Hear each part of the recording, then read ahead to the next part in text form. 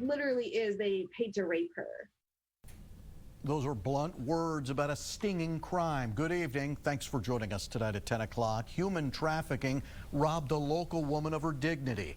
Now cops and prosecutors send a message. There is indeed justice. Steve White with the first part of a special report. When I was working patrol night shift. A cop sent to check out a fight.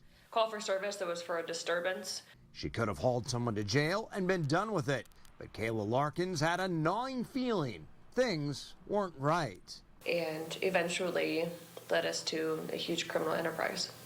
I'm a Grand Island kid. I grew up here, and I never would have had any idea that something this horrendous could happen in a community like this. The seriousness of this case.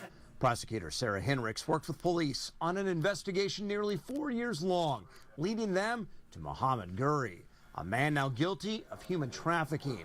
The evidence shows he manipulated and drugged a woman. Men paid to rape her. Her body torn and bruised. Her will broken. One time, she left and it's 3 in the morning. It's raining. It's cold. I don't have anywhere else to go. I'm homeless. This is the only place. And so even though it wasn't where she wanted to be, it was still a place to be warm. Tashana Sawyer of the Crisis Center has worked with the survivor. As perverse as it sounds, the woman may have felt she had nowhere to go but back into the clutches of her abuser.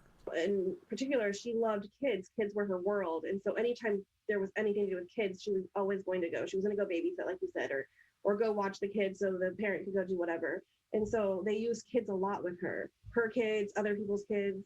Family pictures thrown in her face, forced to take the abuse. I don't think they looked at her as a person. They looked at her as something that they were buying, and they paid their money. They were allowed to do whatever they wanted with her. That was the deal that was struck. But definitely, she was nothing more than an object, something to be traded, something to be bought and sold. And investigators say this wasn't the only victim, nor was Guri the only man involved. 2 others face charges, and the investigation continues in a case where a cop could have issued a citation and walked away. This easily could have slipped away, as you indicate, with a different investigator and a different prosecutor. My hat's off really to their dedication and vigilance.